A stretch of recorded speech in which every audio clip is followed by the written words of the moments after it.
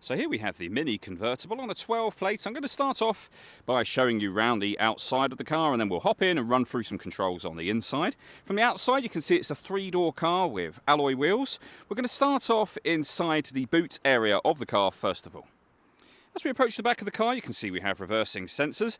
Given the fact that this convertible, not a bad amount of boot space at all, you can increase this space further by folding down either or both of the 50-50 split folding rear seats as well. Okay, so we're just going to work our way back around to the front of the car, and then we'll hop in and run through some controls on the inside. Now that we've done a full circle of it though, you can see it's in lovely condition the whole way round. Just briefly before we climb in, I think it's well worth seeing the interior from this exterior point of view. There's plenty to run through on the dashboard, so let's hop in and we'll do that right now. Okay, now that we're inside the car, we're going to start with the dials. We have the rev counter, the digital readout for the speedometer, and then below that the trip computer, which includes the total miles for this car. They are 89,536. You can change information displayed directly above that by pressing a button on the end of the indicator stalk. If we back out to the steering wheel, we have our phone and stereo controls and cruise control over on that right hand side. In the center we have the main speedometer for the car, we have the fuel gauge, and then we have the stereo controls down the bottom just here. So first of all, you can adjust things like your bass, treble, balance, fader, etc. Mode will take you to AM, FM radio, DAB radio, CD player, auxiliary input, USB input. A menu is where you pair up your phone and access your onboard computer for the car. So you can either use the dial that you see me using, or you can press the button that is directly beneath the thing that you want to enter. So AM, FM radio, for example.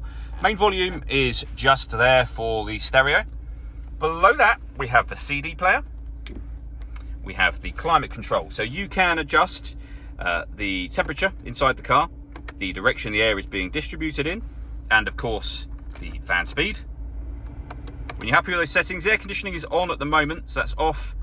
Back on again, hit auto, and the car will take full control of the direction of the air and fan speed to maintain the temperature you've asked for. Press auto again and you go back to whatever setting you had that on previously. We have a heated rear screen and a proper heated front screen as well. We have the controls for the driver window, simultaneously the rear windows and the passenger front window just here.